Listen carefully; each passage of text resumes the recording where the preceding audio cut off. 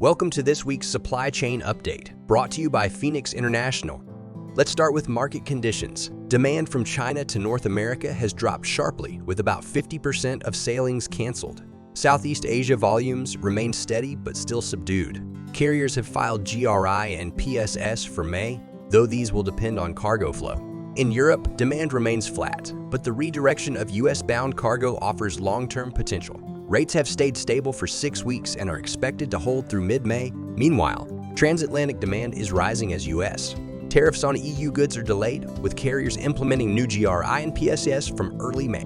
Now let's take a look at operational updates. Container availability is generally stable across major Asian ports, although some Southeast Asian locations are experiencing minor shortages. In Europe, minor port delays at Asian loading ports are impacting schedules slightly, but disruptions remain limited. Across the Atlantic, congestion at major ports like Antwerp and Hamburg is creating vessel delays, while equipment shortages persist in Central Europe, making carrier haulage the preferred solution. Turning to capacity management, carriers are pulling back aggressively on Trans-Pacific eastbound routes, with over 25% of weekly loops canceled through early May. On the Far East westbound trade, the shift of vessels from Trans-Pacific lanes is worsening overcapacity even as blank sailings continue at moderate levels.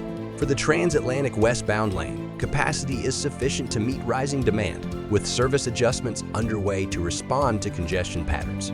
Now, an update on U.S. tariffs. Although tensions remain, signs of de-escalation are emerging. China has reduced some tariffs on U.S. semiconductors and pharmaceuticals and is considering more relief for medical goods. However, communication between the two governments remains strained. Currently, U.S. tariffs on Chinese imports include a 125% reciprocal tariff, a 20% fentanyl-related tariff, and Section 301 tariffs between 7.5% and 100%. China's retaliatory tariffs on U.S. goods stand at 125%. Talks with South Korea show progress toward a potential trade deal, while the baseline 10% U.S. tariff introduced in early April remains in effect.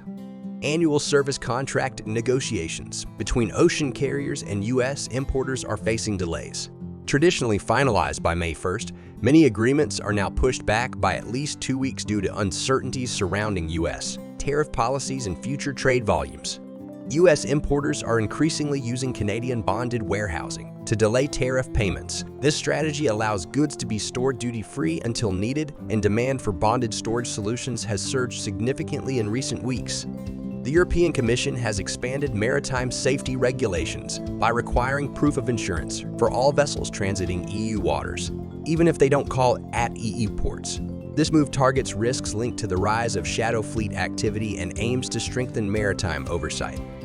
And that concludes our update on the global supply chain. Thank you for joining us. We will continue to monitor these developments and keep you informed. You can follow us on LinkedIn and YouTube for more supply chain related updates.